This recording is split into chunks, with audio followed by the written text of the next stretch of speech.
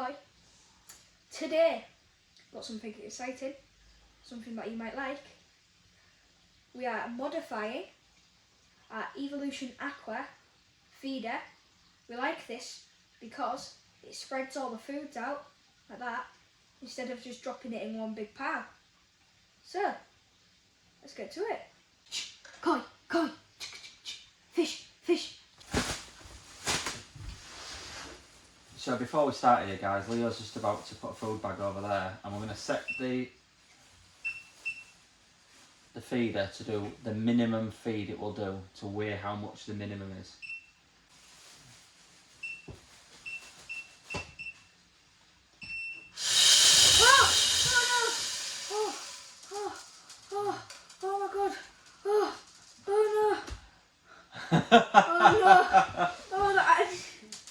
Right, we'll have to do that again after we've picked all these bits up. Wow guys, that made a right mess. So Dad's just setting up the next timer and he's going to hold the bag. I don't think I'm going to watch because I don't think I'm allowed to do it anymore.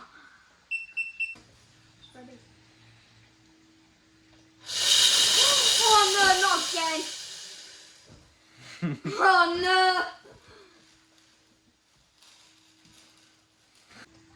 So, it's done it again, what a catastrophe. It's take 3 now. So set the time up and it's about to explode.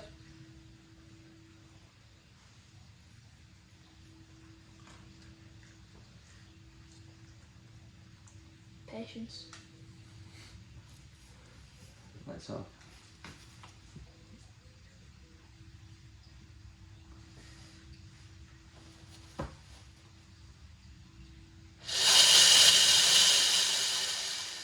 There we go, right, Yeah. So that is the minimum setting. Let's tip that, let go. Woohoo! It didn't go everywhere.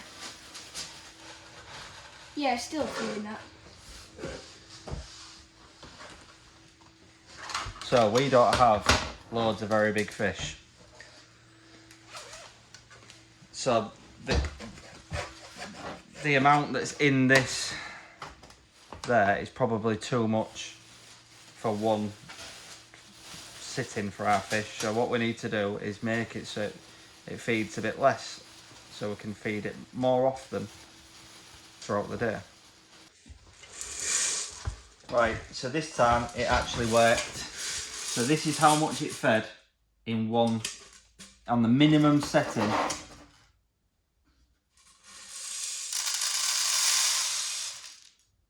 See? So that is 44 grams on the minimum setting. And we want it closer to 10. So we're going to make a retaining ring. So the smallest setting is closer to 10, so we can feed it smaller and more often throughout the day. So we're going to let Leo strip this down and we're going to show you how we've done it.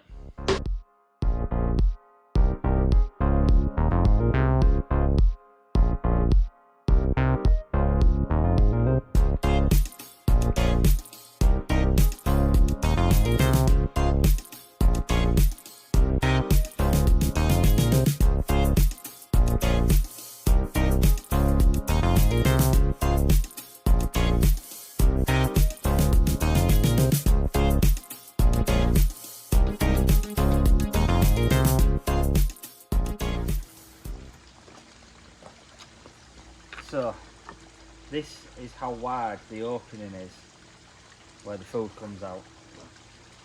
So it's about 1.5 inches wide, and that's obviously why it's getting 44, 45 grams out of there.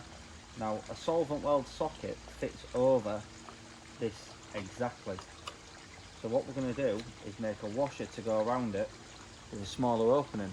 So let's cut this socket to the same depth as this, and we'll file a smaller slot in it. I'm going to put a couple of blobs of hot glue on it to hold it, and we're going to redo this test to see if we can get a closer amount to what we require.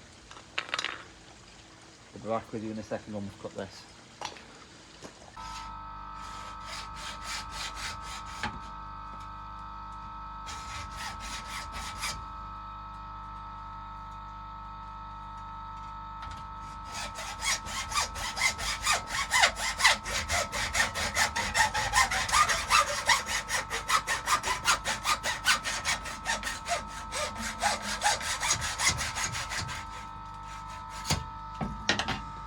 1 washer. So now we need to make a small little tab out of it.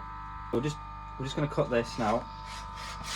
So we've got 2 different size ones.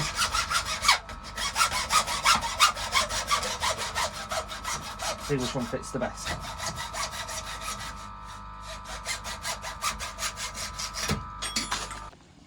So as you can see, this is the opening here, and the solvent weld fits directly over it there with hardly any gap. So we've put a couple of notches in this one.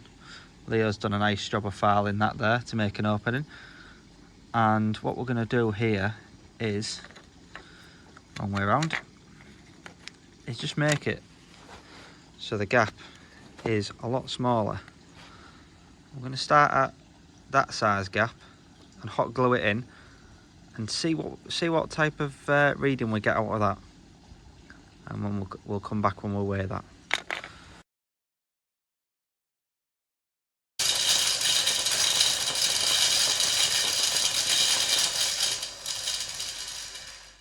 Let's have a go, mate. Okay. Let's see what we're at.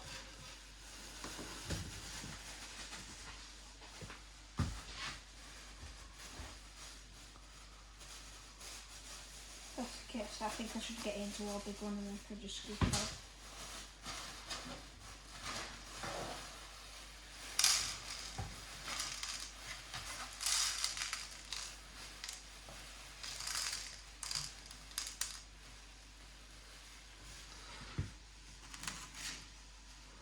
Oh, that's close.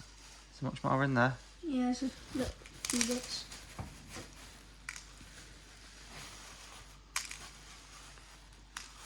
Oh, look at that.